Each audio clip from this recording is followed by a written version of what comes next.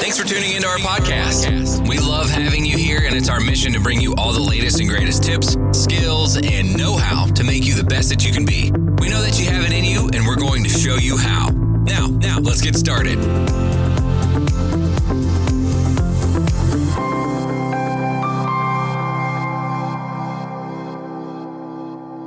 Alright guys, welcome to the Life Upgrade podcast, and this is your host, Fulfillment Obi. Today we're talking about something that will really empower you, empower your financial life and your financial decisions. So we're talking about breaking barriers, rewriting the poverty narrative. So we're going to really focus on generational poverty and how it affects the life of individual, their story, their success, and their journey to destiny. Welcome. Time creates your life. You never know what happens tomorrow. But now, you in charge by time, space, and matter.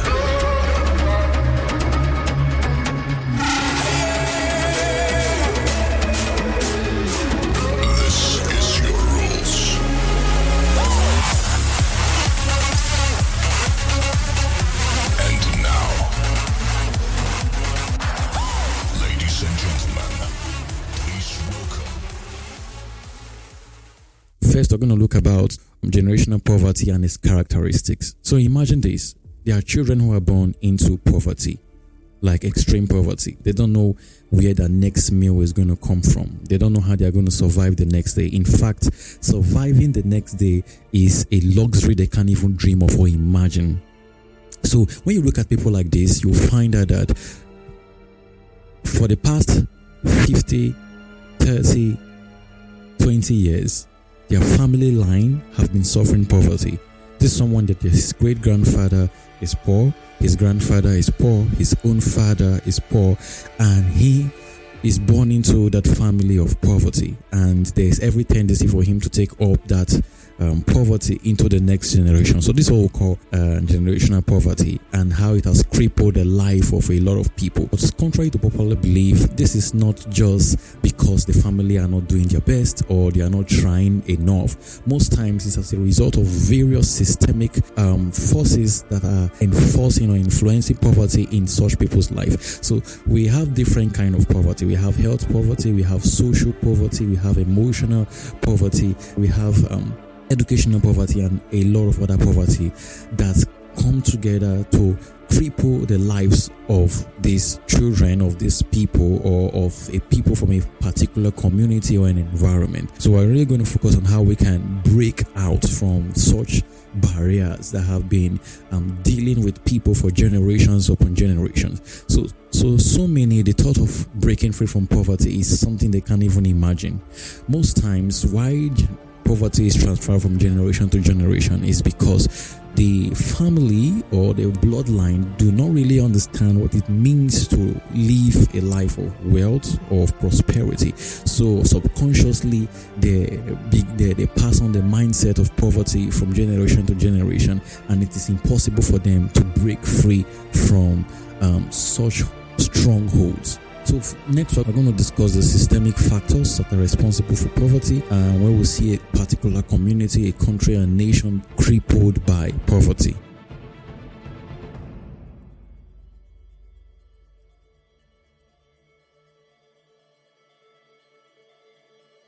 Poverty is different for different people. To some people, their own definition of poverty is not having the latest bags, the fashion designer clothes, the latest iPhone or iPad, the latest computer.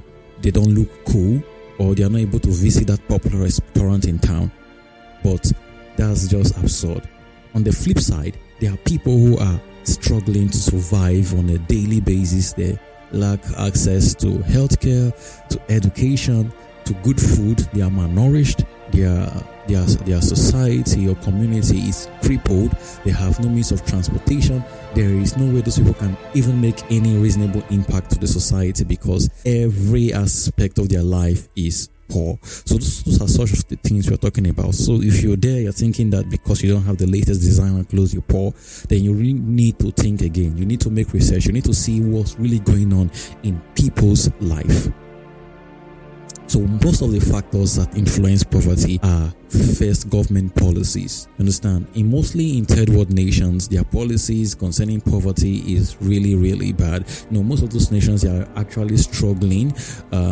Most of the 80% of the population is struggling to survive, and so every economic avenue for poverty to be elevated is always crippled by corruption. So you see people in minority or in a locality struggling to survive, struggling to eat, struggling to feed, struggling to have access to clean water and all those stuff. Educational system is bad, transportation system is bad, healthcare facilities is not present, and so these people's life are impoverished. And that's really, really sad. So such policies on government intervention not properly managed can lead a lot of people to generational poverty.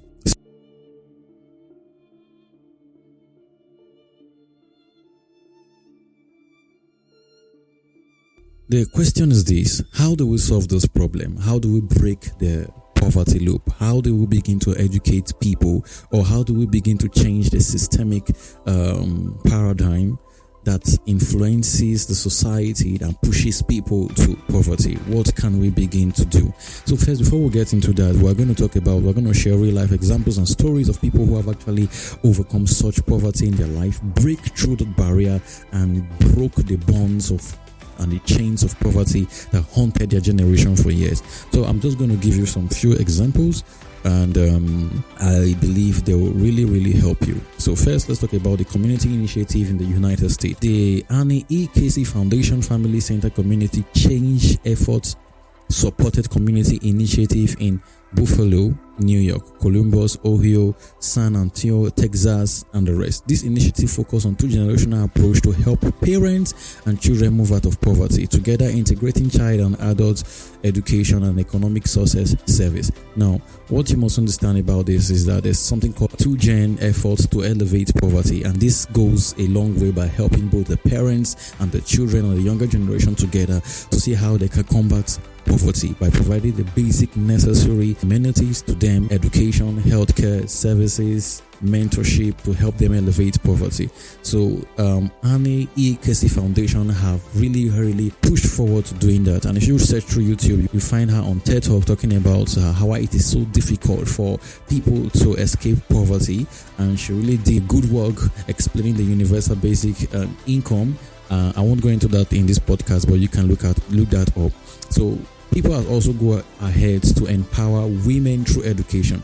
So the Life and Learn program in Arizona provides women affected by poverty and violence with education, career training, life skill mentoring, and financial coaching. This program has helped many women like Maria to gain strength and support and to achieve economic independence. Notice the word economic independence. Most times, women and children, especially women, are most time placed at a disadvantage point in society. It is very difficult for them to break the poverty line in their family. It takes a whole lot of effort for them to do that. So we can see that a lot of organizations are coming on to empower women with skills, with mentorship, providing support so they can break free from the poverty hole. So let's talk about individuals that have actually done this and they were successful. So this is to help you understand that you can actually break out from the poverty loop and shatter the bonds of generational poverty in your life. Most notable public figure who broke out of generational poverty is Oprah Winfrey. Born into poverty in rural Mississippi, she faced numerous adversities, including sexual abuse and teenage pregnancy. Despite these challenges, she rose to become a global media leader and philanthropist. Those who know Oprah Winfrey will know she has done quite a lot. Her story is outstanding, is one in a million. She was able to break through poverty because of her resilient spirit. So first thing first, for you to be able to break out from generational poverty, you must understand that the financial advice your parents might give to you as you're growing up might not be the best, because they have not been able to use such advice or skills or information to change their life. So the first thing first is to have access to mentorship, someone who can guide you, is to have access to good education, not just what you learn in school, but practical wisdom that will help you break the bounds of poverty. And that's first start by having a mindset change, a mindset shift, which is extremely difficult for most people, especially those who do not have access to any form of education. They only believe that this is the only way to break out of poverty because this is what my parents say, and it becomes a deep-rooted belief that becomes difficult for people to break out from poverty. So just like Oprah Winfrey's story, she was able to do that because she undergo a series of change despite the challenges. So most people believe that when their life is so difficult and things are not working for them, they are not destined to break out of poverty. So they are forced to live limited life, and they are not able to contribute to society, express their gift, or do anything worth doing because they believe that their adversity and whatever they are going through is enough reason and excuse for them to remain poor. And so they continue to pass the poverty from generation to generation. Now, this another story is Duncan Campbell's story. Duncan Campbell is an example of someone who dedicated his life to breaking the cycle of poverty. He founded the Friends of Children program, which focused on creating sustained relationships to transform at-risk youth communities. Yes, so we see people who are already who dealt with generational poverty, like Duncan Campbell. He did not just stop there. He went ahead to begin to empower people. So this is what happens when you break the chains of generational poverty. It doesn't just end with you. You go on to empower people so they can live better life. And one bad thing about poverty is that it keeps you limited. It destroys your self-confidence, and you will never be able to do some certain things you're supposed to do with your life. Let's move ahead to talk about Mildred's success story. Mildred in the Philippines. In the rural barangay Santa Teresa in Bicol, Philippines, Mildred and her family live on a single income earned by her father as a tricycle taxi driver. Through education and formal employment, Mildred have been able to contribute significantly to her family well-being and break the cycle of poverty. Again, information and opportunities which a lot of people do not have. So if you're there, you're finding it, you say, I come from a poor background, I don't really have access to this and that.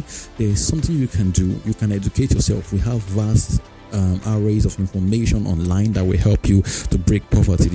There are people that are willing to help. Maybe you've not begun the journey because you're still giving an excuse. No matter how bad the situation can be, you can also break free from the bounds of poverty, generational poverty.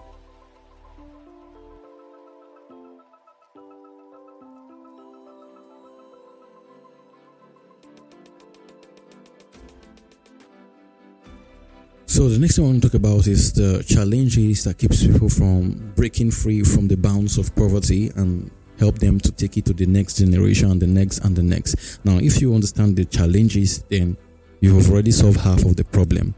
Now, number one is persistent income inequality.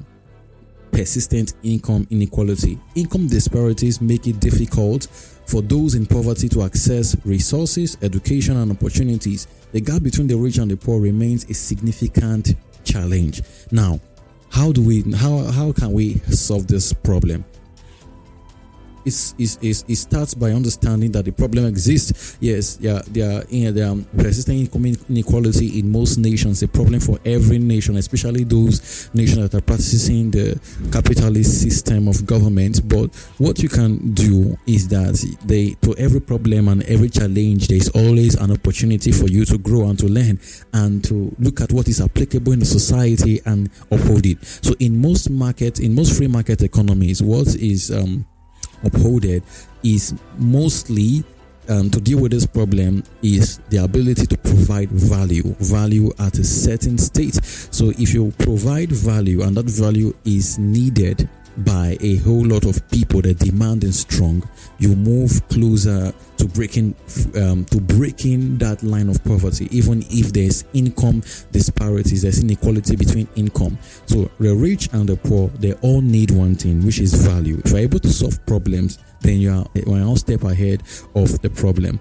Number 2 is lack of education. We've talked about it. People do not have access to education, good education, mostly end up in poverty. When we talk about education, it doesn't just stop at going to college, having a formal education, but financial literacy, which most times is not being taught in school.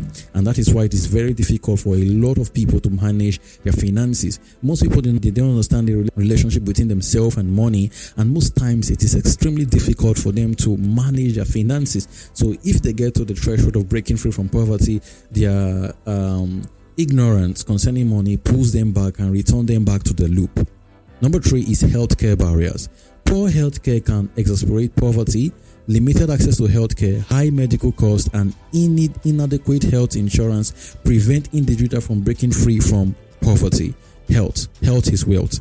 Now, in most communities and most localities, people deal with adverse diseases, things, because when people don't have access to clean water and to good food, they are malnourished. It is easy for them to contract diseases, and what makes this worse is that there are no adequate healthcare facilities, which raises the concern. So for people to have a good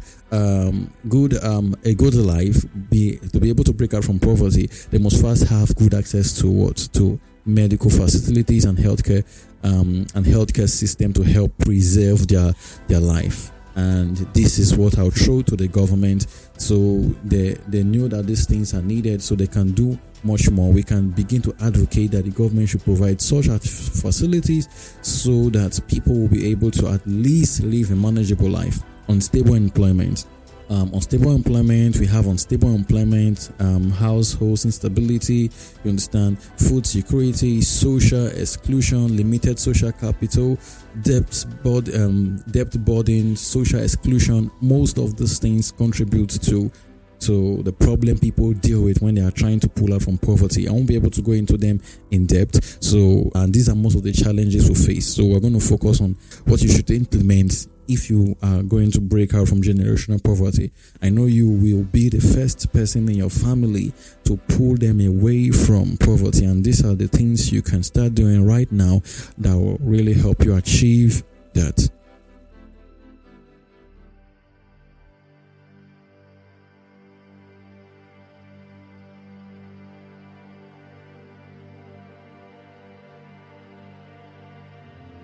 Number 1, you need to understand your limitations. So if you live in a third world country like me, you should understand that there are no good roads, there are not good infrastructure, healthcare is not present, there is high income inequality, debt burden, lack of access to capital, all those things are present. Yes, I know those are my limitations. So understanding your limitation first goes a long way to helping you craft the perfect plan to deal with the problem of poverty. If you do not know the challenges you're dealing with, if you do not understand the challenges, then it becomes extremely difficult for you to come up with a game-changing plan. So what are your situation? What are your limitations? Understanding this helped me to think outside the box. First one. Number 2 is mindset change and mindset shift. Poverty is hardwired into so many people's life, into so many people's brain. They have been indoctrinated by their families, by the educational system, by what is generally acceptable by the society, which becomes a difficult problem for them breaking through poverty. You understand? So someone who thinks that the only way to break out of poverty is only by going to college and nowhere else. Once that person don't have access to college or finances to enroll in college, he takes that as an excuse and remain in poverty, not seeing an alternative route. So how do your mind work? What do you think about money? Do you think that you just have to keep working hard and hard and hard, struggling till you die? No, you have to change your mind. You have to look what the society needs. You have to ask yourself, what am I going to learn? What should I engage myself in? What can I do to provide value on a higher level? How can I elevate my life? How can I change my habit? How can I become a better person? What can I do to have access to people who have the funds and the resources to help me get to my goals? How will I be able to package these gifts I have and present to the market so it can sell and also provide me finances or monetary gain in return? These are the questions you need to start asking yourself. Once you start asking yourself such kind of question, it means your mindset concerning money and poverty is already changing. Number 3 is the principle of what? Working. Principle of working. So many people look for employment. Most times they are underemployed. They are not paid enough, and so they are unable to cover for their expenses on a daily basis, which becomes a difficult problem. You understand? So once your commuting becomes a problem, feeding becomes a problem, you will be unable to deliver your best on the job, especially when you know the job is not really paying you what you deserve. So once that is the case, you have to start looking for alternative routes, looking for how to create multiple streams of income and reduce the burden placed on you by time. You understand? We all have 24 hours in a day. We can only do so much. That what you should do is to try as much as possible to see how you can make as much as you can in the little in time that you have. So if you've been making $10 a month, why not find a way to make $10 per hour for the week? You can find a way to try to make time work for you, and this takes a whole lot of process. Journey is a difficult journey, but once you start the process, then you have actually started something that will lead to a better future. I'm going to bring this up here. I've talked about remote work. Remote work is one of the things that will really help you, especially if you are from a third world nation, to break out from poverty. I just love that it's specific to those who have grand plan and design for your life. You're not yet there. You don't have the finances to get there yet, but you can start a remote work. And I've talked about this on my podcast. Look at other episodes that will help you to get started. And to put the cherry on the cake, I just wrote a book called Remote Work, The Complete Guide, which is available. I'll link it in the description of this podcast, containing all the information that you need to break out from poverty, to start a remote work, interviews, how to build a remote team, everything about remote work. The full complete guide is there. So if you want a book from yourself, if you are really, really serious of breaking the poverty bounds and generational poverty bound that have been holding you back, then I would really advise you to get that book. Costs just a little, about $5-6. You get a book and you read, and you'll be able to know what to do so you can break out from poverty. Now, the last thing we're going to talk about is persistence and resilient spirit. If you look, we talked about Oprah Winfrey. She dealt with a whole lot of challenges. Everyone who has ever become great in life or who have attained a high status did not just appear on the top. You understand? People who go to the top by mistake always live there by mistake. So it's a journey. It's a process. It's a process that takes time. And within the point you are and the place you're trying to get, you're going to be persistent and resilient, because a whole lot of things is going to go wrong. You're going to fail multiple times. You are not going to get it in one try. You are going to try over and over and over again till you begin to get it. And sometimes you're going to feel frustrated, and sometimes you're going to feel like, oh my God, this isn't working. This is not what I want. So those feelings of frustration should empower you to keep chasing, to keep moving, to keep pushing.